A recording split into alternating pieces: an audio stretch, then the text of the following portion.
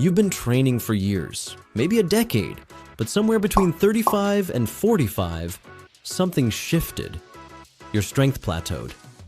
Your joints started sending you little reminders after every session, and the program that worked fine at 28 just stopped working. Here's what nobody in the fitness industry will say out loud. After 35, more volume doesn't build more strength. It just creates more damage. You're not weaker because you're getting old. You're weaker because your body stopped trusting your joints, and nobody told you how to fix that. The real problem is something called posterior chain inhibition.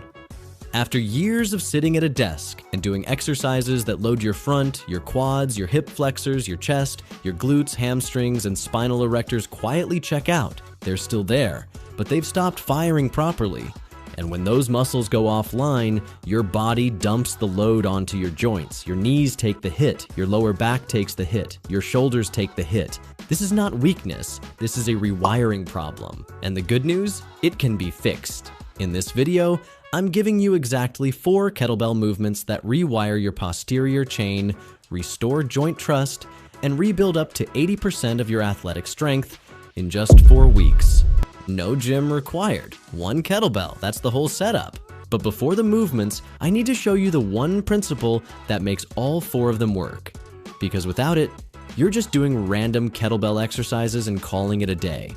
Oh, and stick around for movement number 3. It's the one most lifters have never tried, and according to research, it activates more total muscle fibers than a conventional deadlift. Yeah, that one. Roman soldiers were considered the most physically capable warriors in the ancient world. Not because of what they trained, but because of how they trained. Every campaign, Roman legionaries marched a minimum of 20 miles per day, carrying 40 to 60 pounds of equipment every single day. No gym, no program, no machines, just loaded movement, repeatedly, over time. The result? Bodies that could sprint, fight, wrestle, and carry loads that modern athletes couldn't sustain for a single week. And the reason they were so strong? They never isolated a muscle in their life. Every movement trained the body as one connected system, joints, muscles, and nervous system all working together. That is exactly the principle behind these 4 movements. Movement number 1, the kettlebell swing. You've seen it. You've probably done it. And there's a 90% chance you've been doing it wrong. Most people turn the swing into a squat. They bend their knees, dip down, and push up with their quads. That's not a swing, that's just an expensive, annoying squat. The entire point of the swing is the hip hinge. The hinge is what loads your hamstrings and glutes at their longest position, and that's exactly where the strength comes from. Your hips are the engine. Your arms are just passengers. Here's how to do it right. Stand with feet shoulder width apart. Kettlebell 1 foot in front of you on the floor. Hinge at the hips, not the knees. Grab the bell and keep your back flat. Then drive your hips forward explosively. The bell floats up to chest height. Let gravity bring it back. Hinge again. Repeat. Week 1, 3 sets of 10 reps. Week 4, 4 sets of 20 reps. Add weight when 20 feels easy. Movement number 2 is the one most guys skip because it looks too easy, but it's been quietly destroying your knees for the last 10 years by not being in your program. Stay with me. Movement number 2, the goblet squat. Here's what a regular squat does after 35. It loads your spine, limits your depth, and if your hip mobility isn't perfect, and after years of desk work, it rarely is, your lower back compensates on every single rep. Every single one. The goblet squat removes all of that. Holding the weight at your chest shifts your center of gravity forward. That naturally pulls your torso upright, opens your hips, and lets you squat to full depth with 0 spinal compression. The result?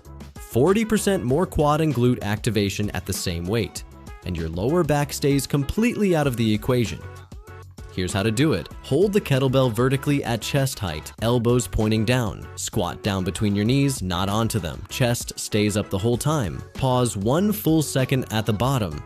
Then drive through your heels back to the top. Week 1, 3 sets of 8 reps. Week 4, 4 sets of 15 reps with a heavier bell. Quick question for you. Which of these 2 movements are you weaker at right now? The hinge or the squat? Drop it in the comments. I read every single one. And just so you know, it's always the hinge. Now, this is the one I promised you at the start. The single arm kettlebell clean, most people who try this pull the bell with their arm, like a bicep curl in a hurry. The bell swings out, crashes into their forearm, and they wonder why it hurts. Here's the truth, the clean is not an arm exercise, it's a full body power transfer. Your legs start it, your hips drive it, your arm just guides the bell into the rack position at your shoulder. The arm is basically just along for the ride. This is why the single arm clean activates more total muscle fibers than a conventional deadlift, because it demands explosive coordination across your entire posterior chain, core stability, and shoulder control, all in 1 second. At the same time, here's how to do it. Start with the bell on the floor between your feet, hinge, grip it, then drive your hips forward explosively. Same feeling as the swing. As the bell passes your hip, pull your elbow back and high. The bell rotates naturally and lands in the rack position at your shoulder. Stand tall. Lower it back with control. Week 1, 3 sets of 5 reps per side. Week 4, 4 sets of 8 reps per side. Movement number 4. And probably the most underrated exercise in the history of fitness, the farmer's carry. Here's what happens when you carry heavy weight for distance.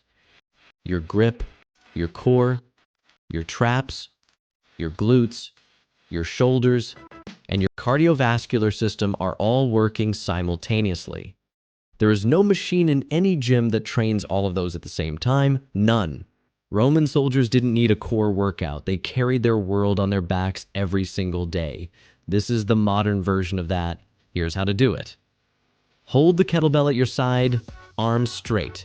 Stand completely tall, chest up, shoulders back and down, abs brace like you're about to take a punch.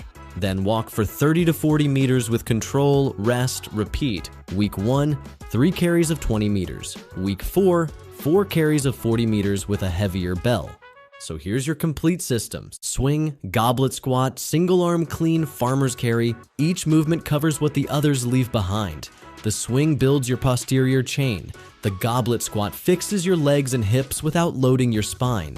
The clean integrates everything into one explosive full body movement. And the carry makes all of it functional in the real world.